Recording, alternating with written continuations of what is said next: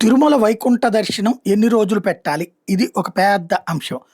దాంట్లో ఎక్కడికి వెళ్తున్నది అంటే, వైకుంఠ దర్శనం అనేటటువంటి దాన్ని పట్టించుకోనటువంటి స్టేజి కాదు. ఖచ్చితంగా దానికి పబ్లిక్ అందరూ వచ్చేదాన్ని దృష్టిలో పెట్టుకొని ఏర్పాటు చేయాలి. క్రిందటిసారి ప్రభుత్వం ఫెయిల్ అయ్యింది. అధికారుల మీదకి చేసింది. దాంట్లో ఏదో యాక్షన్ తీసుకొని వదిలేసింది. తొక్కిసలాట, చనిపోవడం ఇదంతా. భారీ ఏర్పాట్లు చేశామని 10 రోజులు పెట్టినా కూడా అంత క్యూలొచ్చారు. 10 రోజుల పాటు వైకుంఠ దర్శనం గతంలో కరుణాకర్ రెడ్డి ఉన్నటువంటి సందర్భంలో అనేక మంది స్వామీజీలను పిలిచి కూర్చోబెట్టి మీటింగ్ పెట్టి వాళ్ళందరిని అడిగితే వాళ్ళు చెప్పినటువంటిది ఏంటంటే, సంప్రదాయం ప్రకారం స్వామివారి నిద్ర అంటే 10 రోజుల కిందకు వస్తుంది, ఒక రోజు నిద్ర అంటే అంటూ దాన్ని లెక్కలు కట్టి ఆ ఆధారంగా 10 రోజుల పాటు ఉత్తర ద్వార దర్శనం ఉండటం కరెక్ట్ అన్నటువంటిది చెప్పారు. దానికి అనుగుణంగా నిర్ణయం తీసుకున్నారు.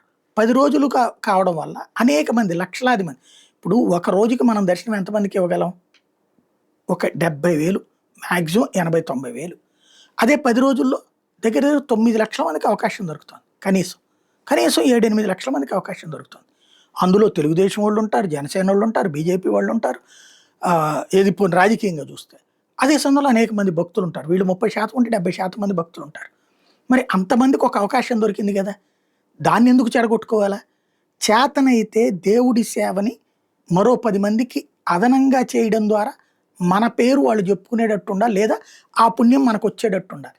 అంతేగాని దేవుడి దర్శనం వేళాలను తగ్గించుకుంటా, లేదా దేవుడికి సంబంధించిన మా తేడాలు చేస్తే, ఎవడో రాజకీయ నిర్ణయాలతో తేడాలు చేస్తే అది ప్రయోజనమా, నష్టమా ఆలోచించుకోవాల్సింది.